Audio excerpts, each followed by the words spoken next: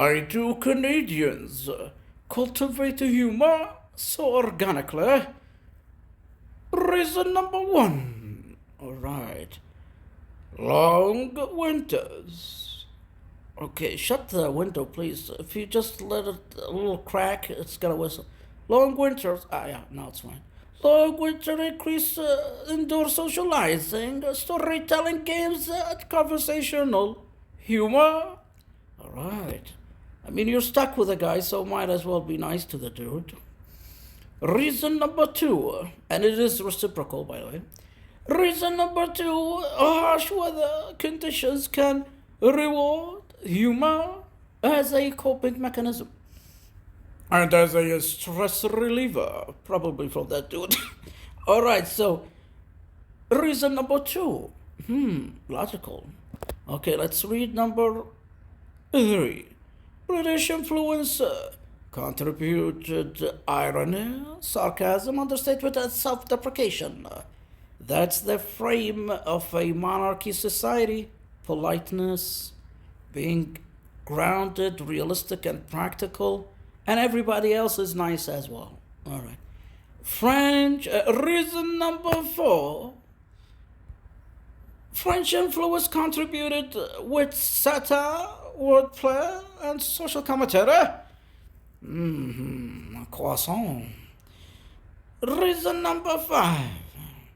Reason number five is awesome. Reason number five, cultivated reason number two to the max. Right. Indigenous traditions contributed what? Storytelling, playful teasing, observational humor, and community bonding. Awesome. Now, reason number six. Sorry, my eyes went to number five. Sorry. Canadians' cultural diversity exposes people to multiple comedic traditions that made that Canadian comedic buffet. Cool. Reason number seven.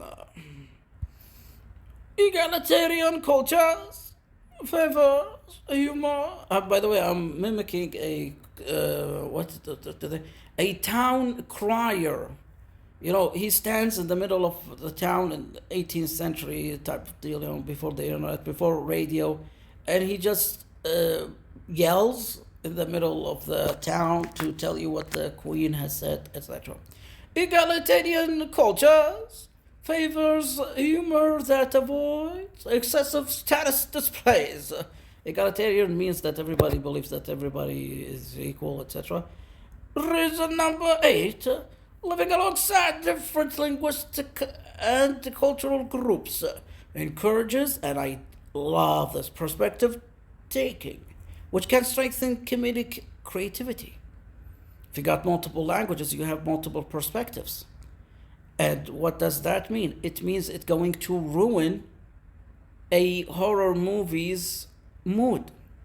Let me give you an example. If there is a monster, I love saying that in a New York accent. So that's the monster's head, all right? That's his arms, all right? That's his legs, all right? And he's chasing like his victim. So she's running. If you just zoom in, you're not going to see the multiple doors around her and the windows, etc. And she's running straight to a wall. So horror movies are really funny when you get to be logical with them. How so?